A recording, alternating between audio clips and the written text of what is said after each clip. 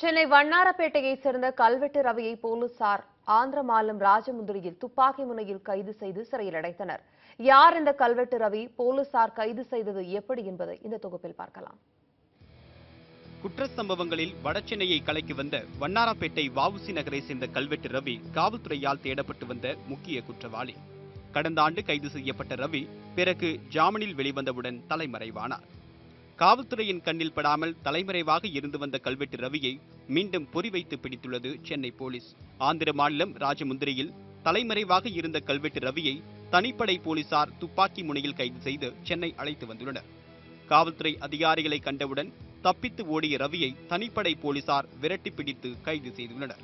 6 கொலை வழக்கு உட்பட 35 வழக்குகள் கல்வெட்டு ரவிக்கு எதிராக உள்ளது என்கிறது காவல்துறை. கல்வெட்டு ரவியை கைது செய்யப்பட்ட சம்பவம் குறித்து கேள்விப்பட்டவுடன் புது வண்ணாரப்பேட்டை காவல் நிலையத்தில் அவரது குடும்பத்தினர் குவிந்தனர்.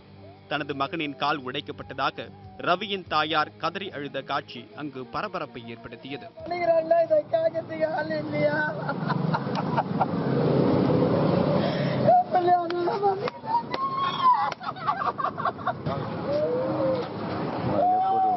ரவிக்கு கல்வெட்டு ரவி என்ற பெயர் வைத்து அழைக்கப்படுவதன் பின்னணி சுவாரஸ்யமானது. தண்டையார்பேட்டை வஉசி நகரில் வெளி மாநிலத்திலிருந்து கொண்டுவரப்படும் கற்கள் கல் பிளேட் என்ற பகுதியில் கொட்டி வைக்கப்பட்டிருக்கும். சிறு சிறு குற்றங்களை செய்துவிட்டு கல் பிளேட் பகுதியில் தலைமறைவான ரவியை கல் பிளேட் ரவி என்று அழைத்தனர். பின்னர் காலப்போக்கில் கல்வெட்டு ரவி என்று அழைக்கப்பட்டார்.